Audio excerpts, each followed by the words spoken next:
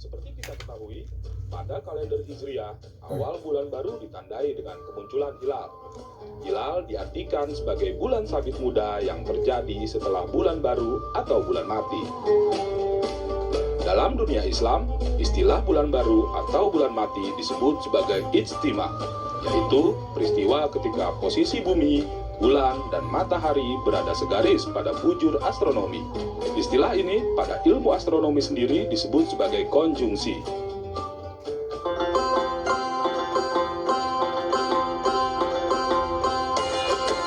Secara garis besar, terdapat dua metode utama untuk menentukan hilal, yaitu melalui hisab dan ruqyat.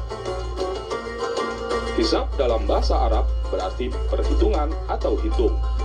Artinya, penentuan hilal dan posisi bulan dilakukan dengan perhitungan matematis dan astronomis.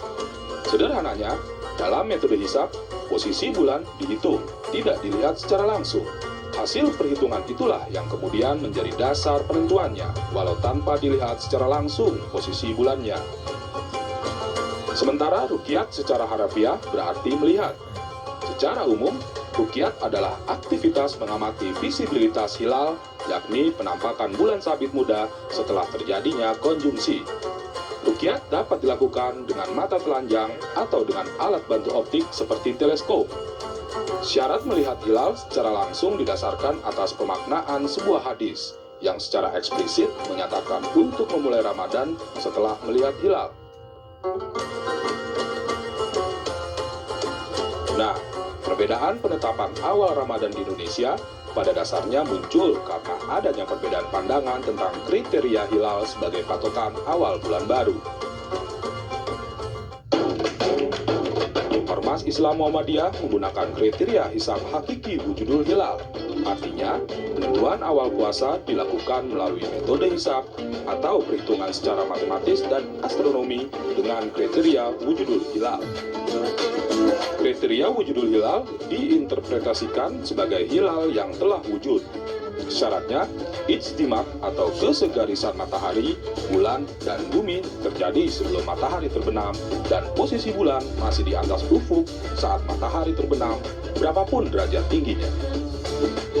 Dalam konsep wujudul hilal, tak ada ketentuan hilal harus dilihat atau diruqyat.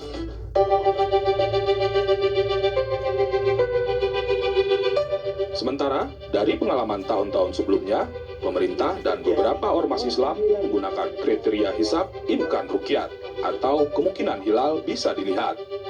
Pada kriteria ini, di samping memakai perhitungan hisab untuk menentukan keberadaan hilal, juga masih mensyaratkan ruqyat atau melihat secara langsung keberadaan hilal.